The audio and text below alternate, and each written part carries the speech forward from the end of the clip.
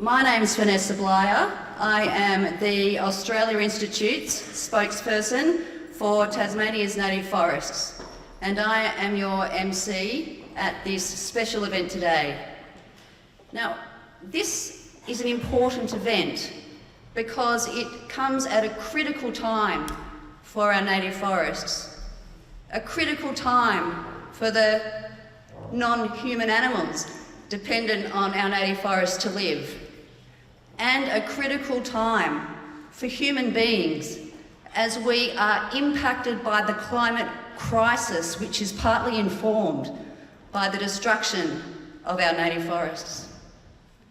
And I acknowledge that we are on Aboriginal land, Kanamaluka lands, and the Aboriginal people of Tasmania so gracefully cared for our native forests until the brutal invasion following which they were the subject of destruction. And I look forward to the day that our native forests are returned to the care of the Tasmanian Aboriginal people so they can be the subject of their kind care again. And I welcome you here today on behalf of the Australia Institute. The Australia Institute is Australia's most influential think tank, driving public debate. It opened its Tasmanian branch in 2017 and since then has undertaken significant research over various platforms, including the social, economic and environmental impact of logging of native forest in Tasmania. Now, this is our second event in a series, the Pathway Out of Native Forest Logging series. Our first event was held towards the end of November in Hobart, and I had the great pleasure of being in conversation with the Honourable Bob Debus. Now, he was Environment Minister in the New South Wales State Parliament from about the end of the 80s and during the 90s. And in that tenure, he played a significant role in moving native forests into national parks, in putting native forests into the care of New South Wales Aboriginal people. And that was one of his main pathways out of native forest logging, what we should do with our native forests instead of destroy them by logging. Now, today is, as I said, our second event, and we're here to talk about a report that the Australia Institute recently released. It's called Jobs and Trees: Changing Employment in Tasmanian Towns. Now, you can find that report on the Australia Institute website, as well as the first report that we discussed at the first event, which is No Credit Required, 4 examples of successful forestry transitions without market mechanisms. So the report, though, that we're talking about today, Jobs and Trees, focuses on 3 towns in Tasmania that have successfully transitioned away from native forest logging, that were traditionally known as logging towns. So one of them is Geeveston, another is Derby. Wow, what a story is Derby. It moved from being known as a logging and mining town to one of the greatest mountain biking tourism attractions, not just in Tasmania, not just in Australia, but in the world. And economically, it is thriving more than ever.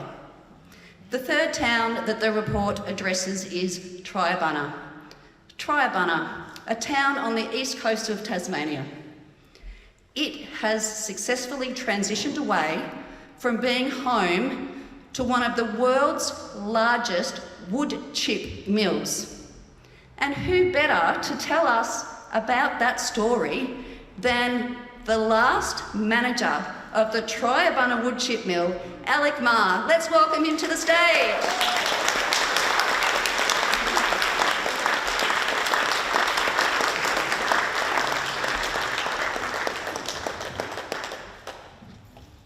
Now, we will be going to questions from the floor, but I'd just like to warm Alec up a bit with a few questions. And I hope they're difficult, right?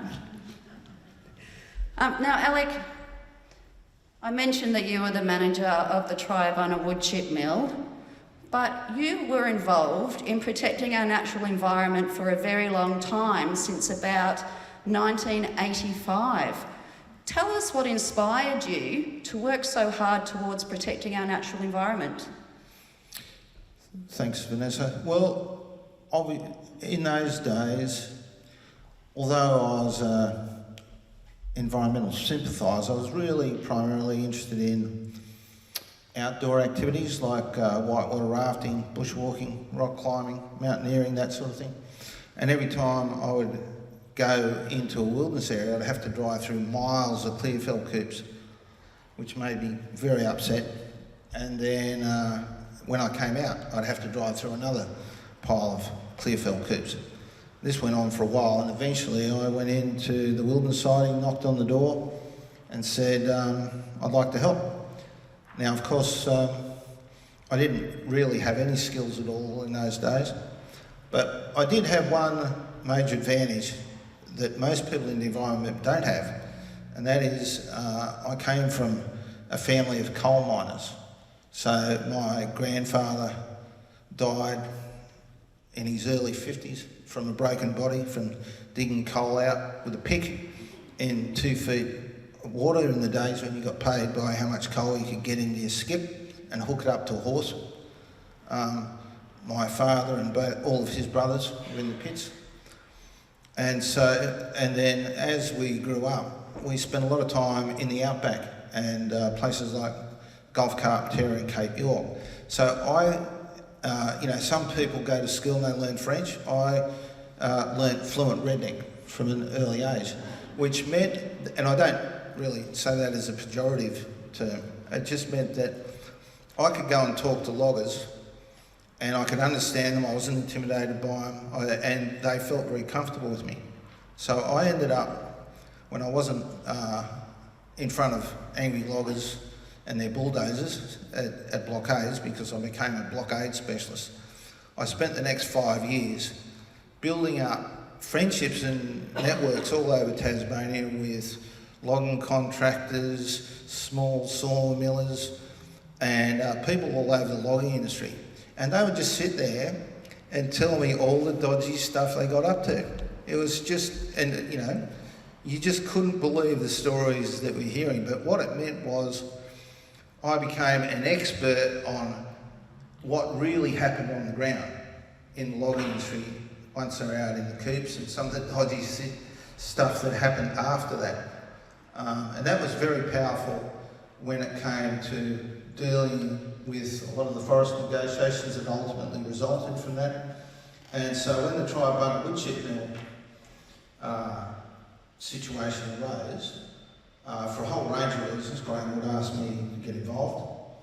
And so I might just, if I can, just tell you the story of, this is very important, because I know that Tribunal is one of the key things we're going to talk about here.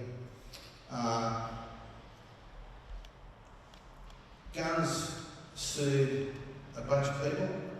I was defendant number one, Guns versus Marr and others, that's what it was called. But there are a bunch of very prominent environmentalists, a number of whom are here today, like Leanne and Peck. And it's $6.8 million, biggest slap suit in Australian history. And anyway, that started a global campaign to bring the company to account. Eventually, that campaign was successful. The company went into a massive nosedive, and as a way of trying to keep themselves afloat, they started flogging off all their assets. And they made a very clear corporate decision to get out of all native forest logging. And that was big because it was 80% of the entire industry in Tasmania. So it's a big event. Everyone here will remember that. And part of what they were trying to sell was the Tribunal woodchip mill. Now this mill, unbeknownst to most of us, had been on the international market for over a year. And then eventually it was losing so much money that they just closed it anyway. They just couldn't wait and keep it propped up. So by the time Graham Wood asked me to get involved, the Tribunal woodchip mill had been closed for 3 months. All of the staff had been finished up, paid their full entitlements, which for anybody who knows how the logging industry works, is actually pretty rare. All the workers actually got paid their full entitlements. That regularly doesn't happen across the logging industry, but they were. And then they were given this wink, wink, don't you worry, Forestry Tasmania is going to arrange a new buyer. So you'll get your old job back at 80% of what you're going to be paid. Just sit there and be patient. We didn't know any of this. Graham rings me up and says, the woodchip mill's been announced for sale for $16 million. And he says, oh, I've decided I really want to buy that mill. I go, well, mate, I wouldn't wait till there's a public announcement being sold to kind of enter the bidding. He said, oh, well, you're very creative, Alec, you'll sort it out. Right. So, anyway, me and a few friends go to work, and the other bid fell over, let's just say that. And I negotiated with Guns, and we bought it for $10 million. So I thought, okay, well, that's good, you know, good tourism asset, this will be good. Anyway, of course, the usual thing happened. The log industry got absolutely apoplectic about it. They got all their political friends screaming and yelling and ranting and raving. And I was actually in the room when Graham and Jan were talking to Lara Giddings, the Premier, who was just heaping abuse on them. I mean, really, very unparliamentary behaviour, I have to say. Anyway, and in order to calm her down, Graham said, well, look, we have got one good bit of news. And she said, well, what's that? We've appointed a general manager. And she said, well, who's he? And he said, Alec Marr. So Lara Giddings just went completely troppo.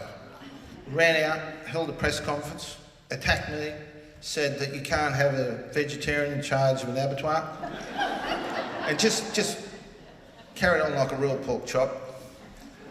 And anyway, so Graham's going, oh, well, I'm sure you'll sort this out. So, of course, I go up to Tribunal, and it's a nest of vipers here, you know, like, it's not a normal acquisition. So I started working with the local mayor, Bertrand Cadar, who actually, I mean, he's a very, you know, colourful character, but he and I got along really well. And the one thing we both agreed on is that my job as the general manager was take no games from the log industry at all. Now, I was well placed to do that because I knew a lot of the games and I knew a lot of the players, still do. But then, what can we really do with this site? Is it possible to run this mill in an ecologically responsible manner without government subsidies? They're really the two criteria. And after a lot of many different things, I spent months looking at it, went through all the MIS schemes, I rang up all the managers of the MIS schemes to get the age classes, the silly plantations that were put in the wrong places, all this stuff. And the answer was really no. So I started talking to Bertrand, and we would go out for lunch. I'd buy him lunch. You know, I was a captain of industry now. So of course I'd take the local mayor out for lunch. But what we were talking about is, well, okay, we're not going to get this thing up and running as a wood chip mill. What else can we do with the site? Anyway, Bertrand says, Alec, you know, this is really, I know you're serious and I think you're a very impressive individual, but man, my council are just really giving me grief. I mean, they're really causing me a lot of pain. Could you come and talk to them? Now, all these guys are ex-mill workers, right? So I walk in the door, and it's just a hail of abuse. It's just screaming at me. And Bertrand's like, and I let it go for a few minutes. And I said, look, Bertrand asked me to come here and talk to you because she seemed to be upset about us having lunch together. Well, we're here trying to find a future for the town and the mill, and more abuse in it. And I said, look, stop this. I didn't come here to be abused by you. I am the manager of the Tribunal Woodchip Mill. I expect the respect that they always get. Secondly, Graham Wood is not a millionaire. He is a billionaire. And if you really annoy him, he's going to go on holidays for the rest of your life. And he won't even think about this site. He won't spend a cent. Tell me where you're going to find another billionaire who might be interested in spending money in your town.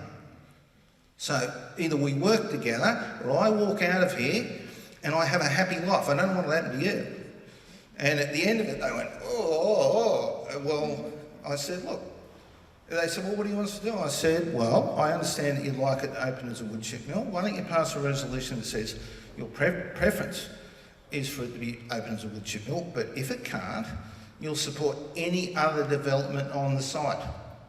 So that's the resolution they passed. And that, to my knowledge, is still the position of the Tribunal Council.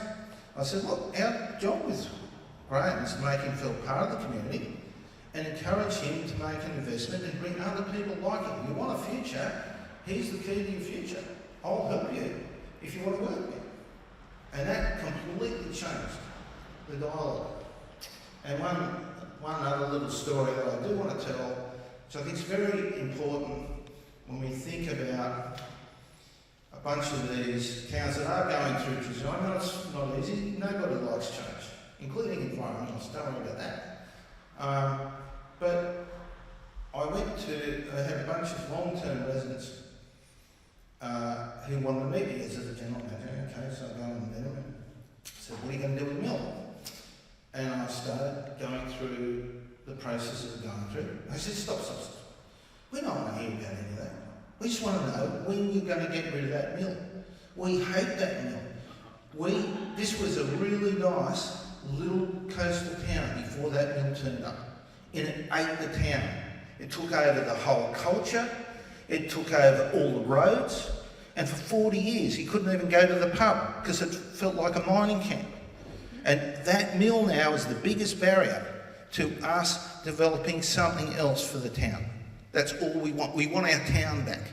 So they had a very different perspective on the future of Tribunal than what I had, because the Tribunal wood chip mill had always been there in the time I'd been there. So what I say to you, and I think the Australian Institute report highlights, is the fact that despite the fact that a lot of opportunities for good development in regional areas have been squandered in Tasmania by the politicians and by some of the self-serving timber barons, there has been, a transition, not without pain. There's never, anyone who tells you there was never pain in the logging industry never worked in it. There was always a lot of pain in the logging industry. People were always being victimised, favourites were always being played, all sorts of things like that. But what's clear is, like, who would have believed if I sat down and talked to all the old guys who they transferred from axes to chainsaws in places like Launceston. If they'd have told me, you know what, I reckon in about 30 years' time, the most famous guy in Launceston's going to be a sushi chef. I don't think so. But that is the fact. So the fact is the industry is way smaller than it was. Governments have spent vast amounts of money, not always well. But despite all that, the regional opportunities are great. I mean, it's so much better driving up the east coast of Tasmania now without a log truck every 100 metres, as it was for 30 years. And even Bertrand Qatar, who was no environmentalist, but he was a motorcycle rider, he said, oh yeah, it's much better without log trucks. And Alec, it was 2011 that you were appointed the manager of the Tribunal wood chip mill. Yes. And then in 2013 it was decommissioned. But it seems to have been a bit of a secret, because we only really found out about it in 2014 in an article in The Monthly. And now you're here now, we're all here now. Tell us what really happened. Well, Tribunal Investments decommissioned the mill in a completely legal manner, in line with its obligations under its EPN, administered by the EPA. Now, because of the constant political interference in this industry and all the politics around it, I've got to be careful, because they did, I think most people would know, they had a parliamentary inquiry that went for a year to try and get to the bottom of what we did on our own private property. They weren't interested in what Edmund Rouse did when he was trying to bribe a politician across the floor, but they were fascinated about what we were up to. So I've got, and you know, my political enemies remain intact, you know. You might end up with Eric and Betts as the next Premier of Tasmania. And, yeah, I mean, look, I know it's insane, but it's Tasmania, it's possible, mate. Just crazy stuff. Anyway, so, look, the monthly article upset me a great deal. There was some accurate stuff there was a lot of inaccurate stuff, all of it was out of context. But the thing that really annoyed me the most was that he pretended that we'd come in there with an agenda, played everybody for suckers, smashed the place up and giggled our way out the door. It was nothing like that.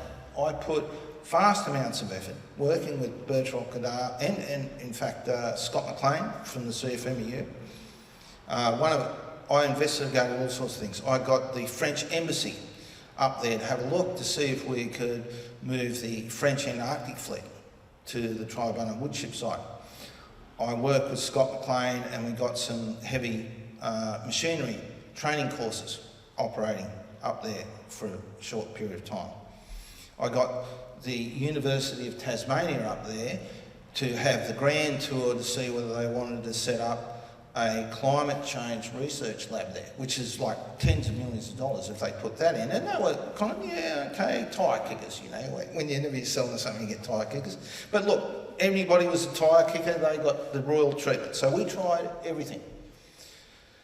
And I think, and there's one of my great ideas, which nobody's adopted yet, but I'm sure will, is that site would have been perfect for a retirement home. I mean, really perfect. You got a view of, you know, Marr Island. And the only thing missing at the time was a regional hospital, which Tribunal needs anyway. And as I said at the time, and I still believe this to be the case, you could negotiate with the state government because they were trying to figure out regional development. You put a regional hospital in Tribunal or one of those East Coast towns, and then suddenly you got a perfect area there where you could bring retirement homes. And that would create a whole new basis for the economy. And everyone I talked to, most people I talked to, thought it was a great idea. And so I think all those options are still there. All the things we looked at could still be done. You know, sometimes you just got to wait for the ducks to line up. But anyway, in the meantime, you know, they've put a tourism development there. Graham's invested in the town. The site hasn't been abandoned. Tribunal Investments didn't close down the Tribunal woodchip mill. Guns did that. We're the ones who kept, I inherited 6 security guards and a site manager. And we kept them on full pay for over a year. And then, when it was clear that the woodchip phase of the mill was over, there was a federal package, payouts to various logging workers, you know, who were going to be out of job.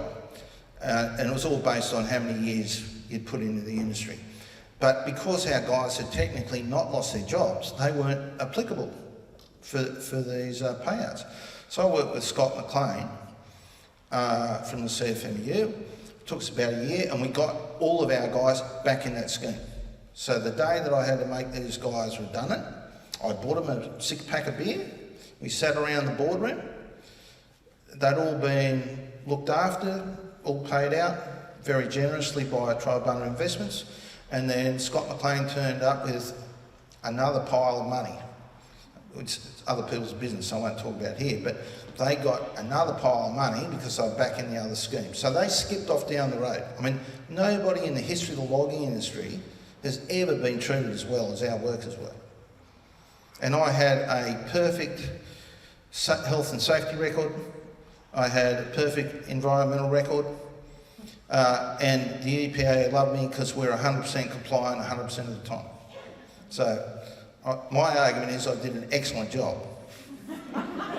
And something else that you did an excellent job with was when you were leader of the Wilderness Society. I think it was from 1997 until 2010. You grew that organisation from about 20 people to 200 people during your tenure. What an achievement. And so to me that means that you are appropriately qualified to answer this question.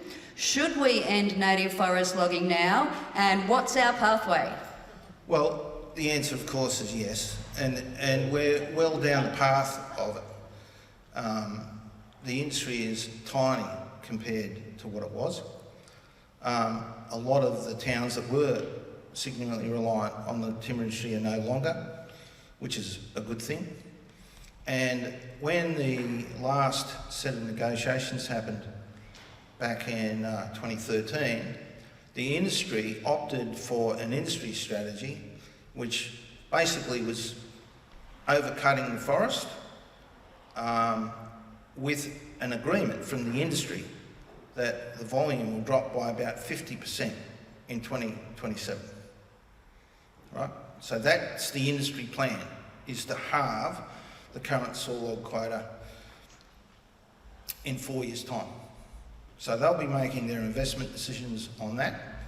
They're planning for that, and anybody involved in the logging industry, like a worker, should be planning on that as well, because this industry, which is already tiny, is going to get really minuscule in the next little while. And so the biggest problem is governments constantly throw money at this industry, and it's regularly squandered, but it prolongs the agony for everybody involved, except the timber barons who always, get their snouts in the trough. So the solution, I believe, is you need an ICAC for Tasmania. People say, oh, we've got an integrity commission. Yeah, really? Who's ever been prosecuted? No one. So we don't need any more assessment. We just need to get rid of it. It's a failed idea. Get a real ICAC there, full of zealots who are determined to stomp out corruption in Tasmania, and without fear or favour. That will change the behaviour of places like Forestry Tasmania and some of the politicians involved. So that'll be an important part of it. Forestry Tasmania needs to be completely restructured, and we need to put people in there who are plantation experts and innovation experts. And none of the current crop there need apply. We've already seen the outcome of their performance. We don't need any more information there. Get rid of them. And then the thing that's really missing, I believe at the moment from the environment movement, is serious corporate campaigns against the few players who are still belligerently determined to destroy endangered species habitat in wilderness areas. And obviously, people,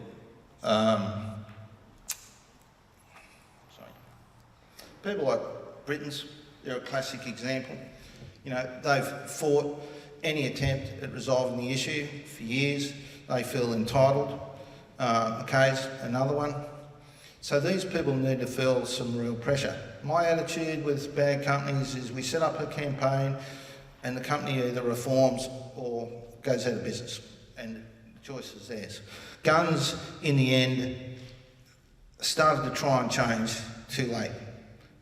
Greg Lestrange, much hated in parts of the logging industry, really did try and change the way that guns worked, but it was too little too late, and he had a board full of the old dinosaurs who created the problems in the first place, so the whole thing fell over. But at least he did make an attempt. So I think the industry is going to halve in size in 4 years' time, according to the plan of the logging industry. So what are we going to do to speed things up? And also, what are we going to do to make sure that when there is money put into regional areas, it's just not grabbed by the timber barons and put into things that are genuinely good for those regional areas? Thank you, Alec, and thanks for answering my questions. We'd love to hear your questions, and Leanne has the microphone. Thank you. Thank you. All right, from someone that I guess has loved Tassie's forest for a long time, but also has seen the power of markets campaigns, My question is, what's standing in the way of corporate campaigning in Tasmania? What do we need to have in place to get campaigns that are targeting the market to be orchestrated by folks in the room to ensure that we can have a transition from Britons and others? Thanks. Well, my response to that is the good news is nothing is standing in the way. Seriously, people just need to get organised and go and do the job. Who's going to do the job? Won't be me. I mean, everybody would like someone else to solve their problem. That's not how the world works. I think we've gone through a difficult period over the last 10 years or so, but I think we're getting back to a point where people are prepared to re-engage. So I think, one thing I will say is you've got a state election coming up, right? Make sure that you vote for candidates who want an end to native forest logging and want an ICAC. And I think everybody but Labor and Liberal will support an ICAC. That would be a good start. It won't solve all the problems, but it's a start. And I think, so the state election is a really important opportunity, but really, the people who care about forests need to get together with their friends and figure out how they're going to change the minds of the companies who are causing us the problems at the moment.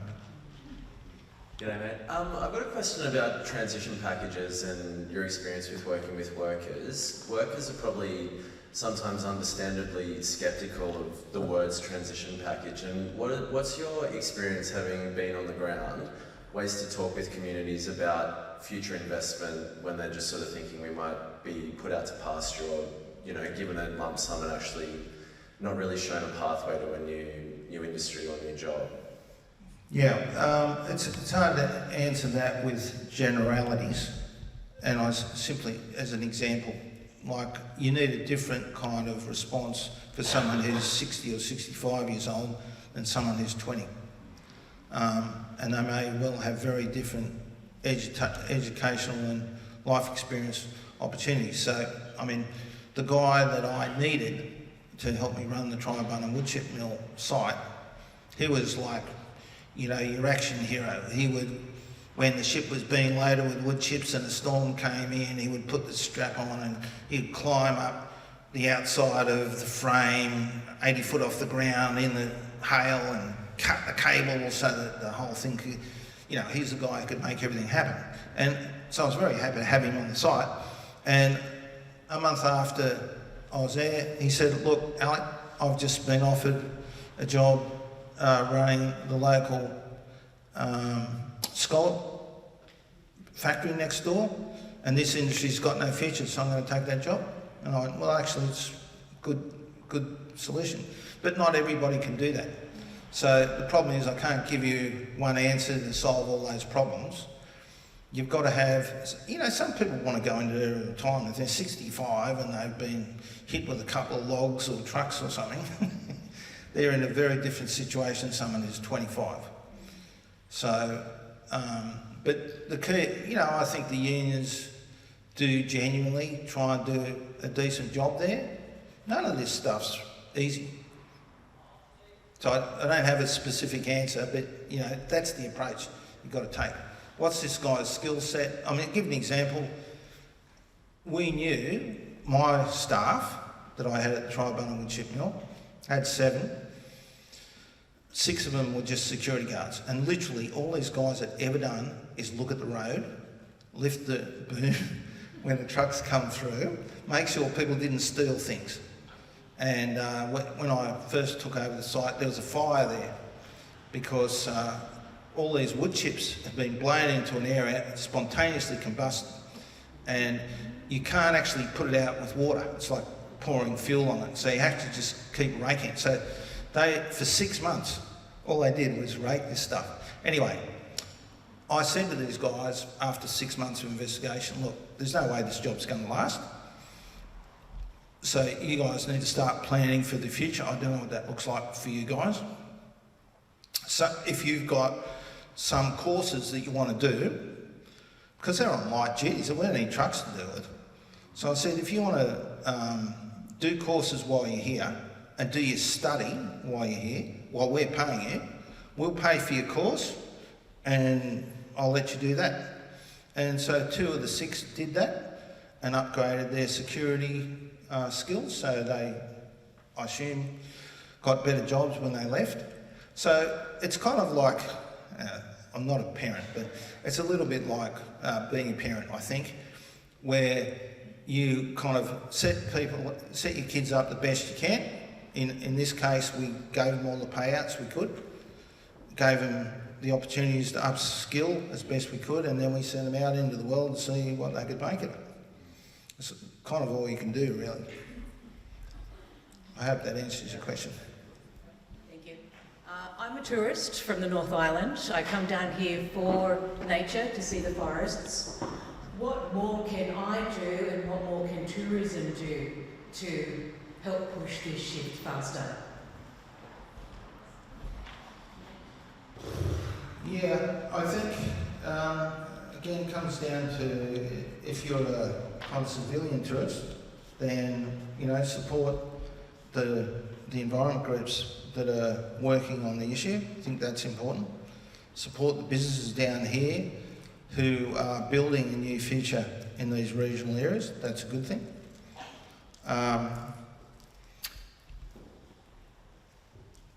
Yeah, I don't think that, and you know, well, yeah, vote for a federal government who cares about protecting forest.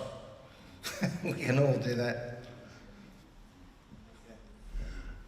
Alec, I just wondered, you mentioned the state election. What about the divergence between Labor and Liberal? Is there much shift in terms of the opinions on the whole business of wood chipping yet? Not really. I think, I mean, I wish there was. And that can change. I mean, who knows who's going to be elected for any of the parties after the next election. The key, I think, is to try and find good candidates for all parties, including Labor and Liberal, who are going to get into Parliament and make the changes required, instead of spending all this time and money and causing all this grief to prop up something that can't be propped up. If this industry could have been propped up, it had been done, mate.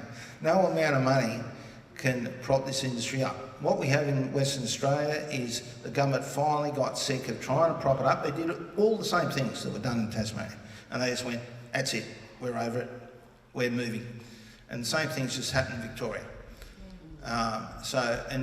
We're very close to that in New South Wales as well, for exactly the same reasons. In New South Wales and Victoria, same thing. Those 2020 fires went through and they killed billions of wildlife. Not millions, billions of wildlife. And the only place left where wildlife can survive is the unburnt forest, and that's what they're logging. If there was any proper application of endangered species legislation, they'd all be out of business tomorrow. Every government knows what they're doing, every government is looking the other way. That just cannot go on. And it's all being propped up with taxpayers' money. It's just totally crazy. If you want to spend money on regional development, don't put it into killing endangered species. How hard is that? So, but anyway, here in Tasmania, there's a real, the Labor Party was the party of government for like 30 years. So almost every really bad idea that was introduced in Tasmania was introduced by them, and then ramped up by the Liberal Party. So it's really hard to break that nexus. But it doesn't, look, they're not going to go away, we're not going to go away, we just have to keep at it. So in the meantime, vote for independent parties and the Greens, and get candidates in there who are serious about solving the problem. That's all we can do. Hi Alec, thanks for being here. My question is, how do we hold the line? I know that you were there for us with the guns mill being sold. I know that the last time the industry was on its knees, they came to the environment movement. We had a great corporate campaign that was about to knock over and it didn't, because we know why, some of us. So corporate campaigns work until we get sold out in the markets. How though, when the industry is coming to us already again, asking for the environmentalists to be on their side, how do we hold the line? Well, it's a good question. I think there were a lot of squandered opportunities last time. I think part of the job is now you know that's possible, so you plan on it. And that's what I used to do. I'm not going to name the organisation, but it had a policy, literally a business model, where they would follow me around as the head of the Wilderness Society and our campaigns, and they'd wait for us to get some company in some difficult position where the company was really desperate, and then they would move in and say that we'll do the PR for you and we'll protect you from the Wilderness Society. And that was already part of my plan. So I go, okay, we get to here, this crew will come in, then we'll beat these guys up, then they'll leave, and then we'll have the real negotiations after they leave. So, you know, as far as I'm concerned, environmental organisations that sell out others are simply part of the problem, and you treat them as part of the problem. Hello, Alec. Fantastic. It's nice to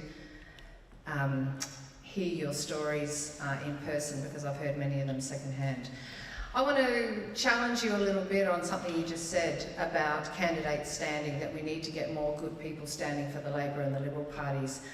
What I see in Parliament every day is that the Labor Party is baying the Liberals on to go in harder into the forests, attacking them when they're not chopping down and looking as though they might be, you know, giving an inch for environmental protection or climate change or protecting threatened species.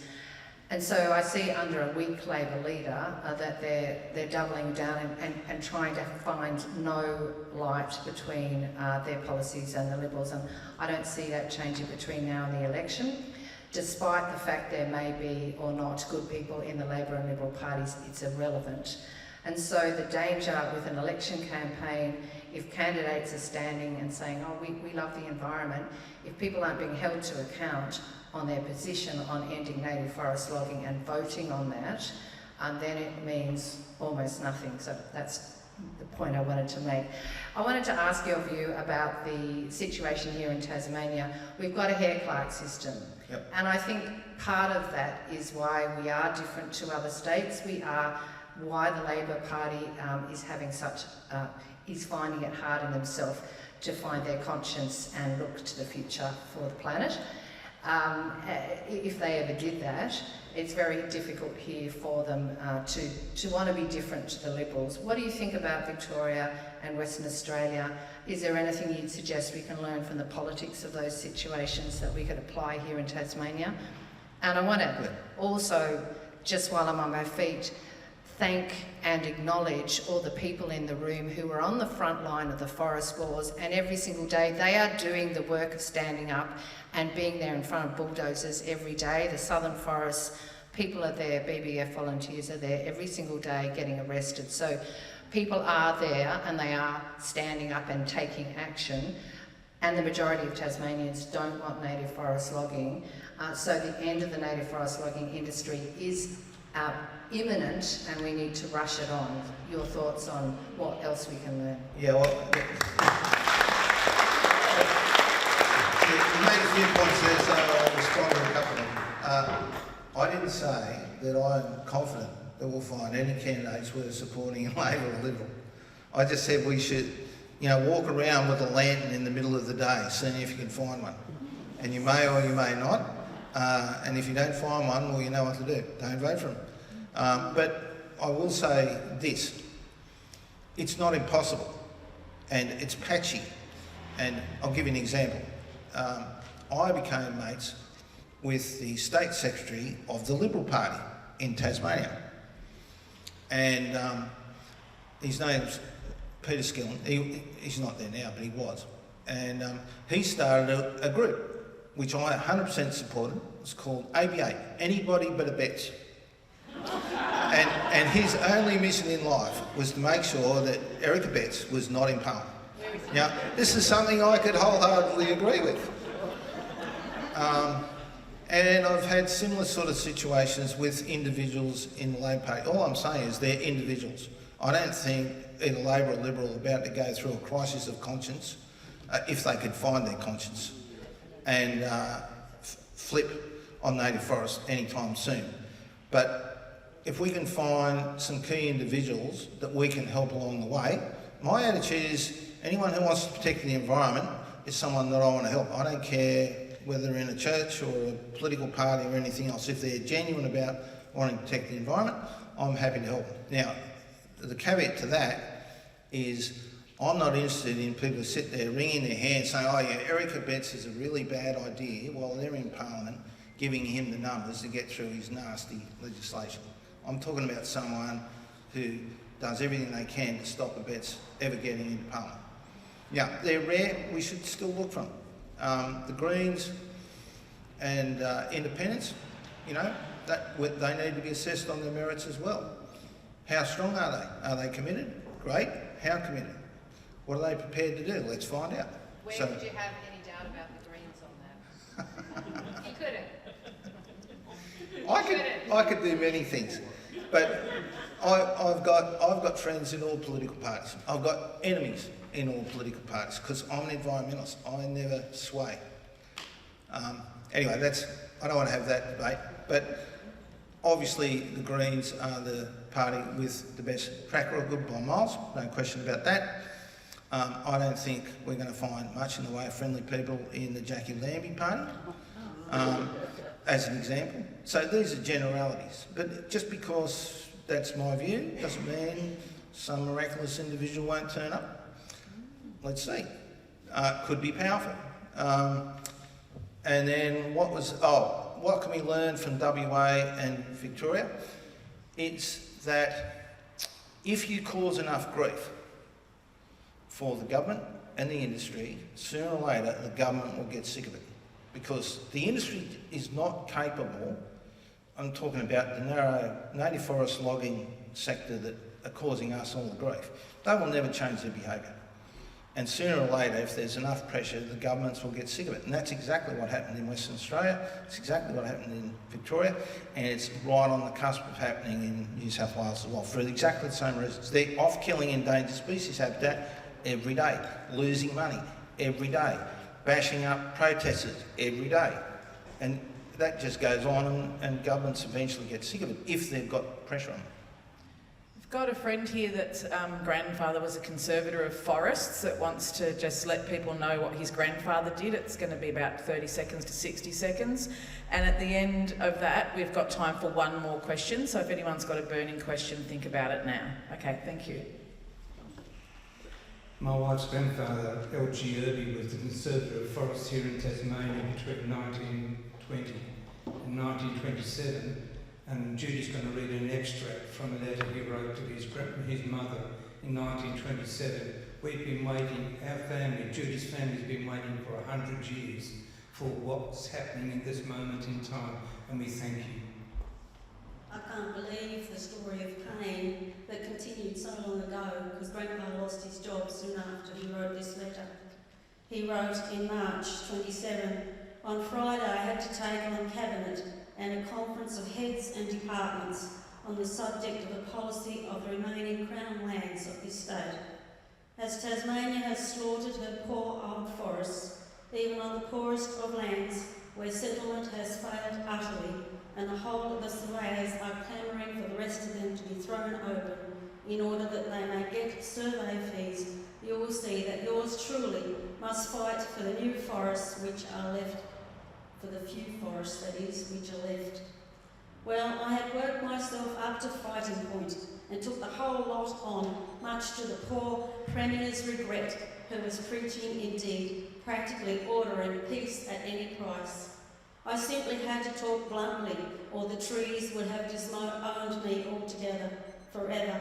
I told them, among a lot more stuff, that it had become not merely a question of our unwise policy for Tasmania to continue, but a crime against the British Empire, and that I had on my side the support of every thinker and statesman of the whole world.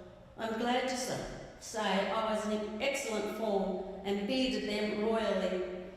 And glad also that when the fight grows hot, my minister and Mr Hurst both joined sides with me. L.G. Irby, Conservator of Forests in 1928.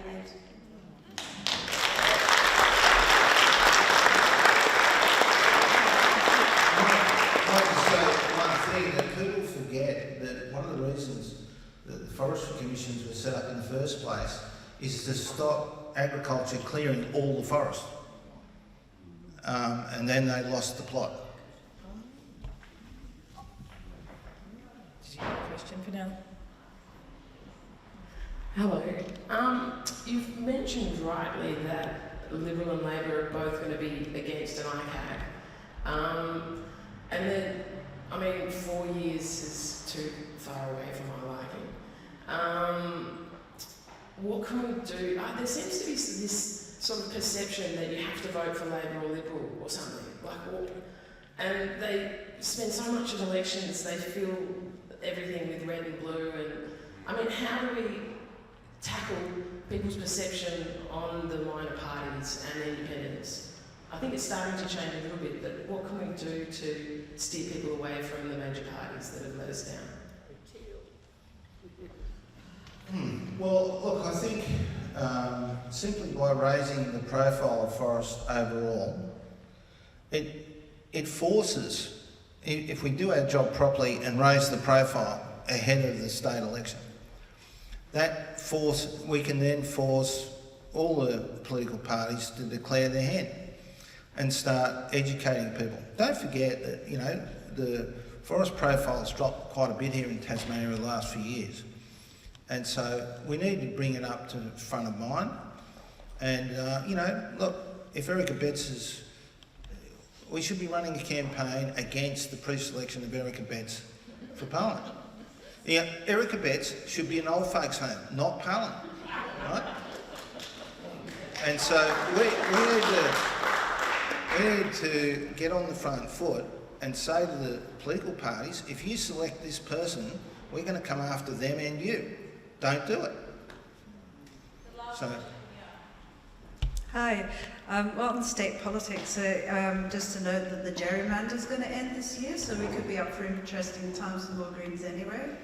I just want to say I'm a scientist in this area, and Foraco gets held up as being such a wonderful player and how they do all their beautiful natural capital accounts and still just produces wood chips. So what do you think about this and the role of science in all of this? Because to me, we're not playing a good role currently. You're talking about forestry in Tasmania? Foraco. A Thailand company, Foraco. Who took over from Gardens. Oh, okay. Yes. I don't know enough about it, sorry. Yeah. As a scientist, you could join the Tasmanian Independent Science Council that was helped to be convened by the Australia Institute. So that's one thing that you could do, and I agree with your view on Foraco. That's it. Well, thank you very much everyone for coming. Obviously, thank you to the great Alec Marr for travelling here from Canberra to be with us today. Big round of applause.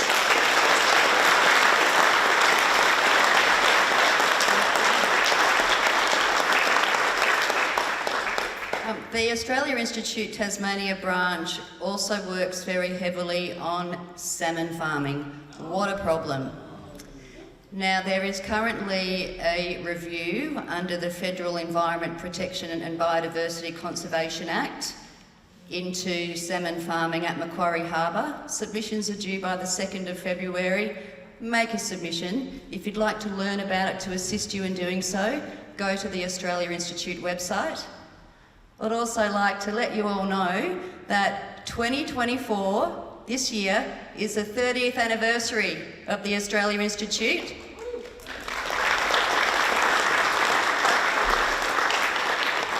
For that long, it has been the country's leading independent think tank. And now, the Australia Institute, we're not government funded. We're funded by $5 donations, $10 donations, $50 donations from people like yourselves. So if you can spare any money to make a donation, please visit the Australia Institute website, because it is through those donations that we can put on events like this and be here to present to you today. Don't forget to go and sign our petition.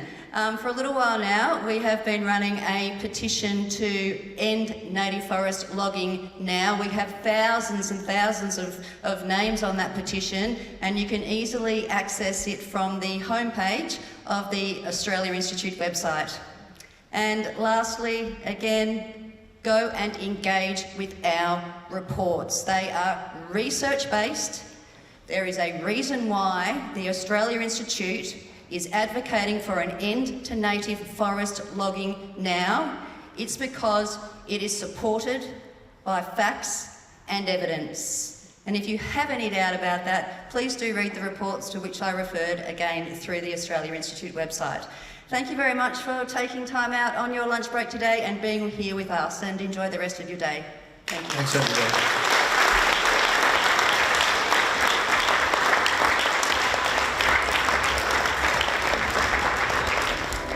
Thanks for watching. We love that we can make these videos free to watch, but they're not free to make. It's thanks to our generous supporters that we can keep making research and content that changes minds. So, if you like what we do, please consider giving to the Australia Institute so we can keep doing it. Visit our website australiainstitute.org.au and click the donate button to see how your support can help fund high quality research that matters.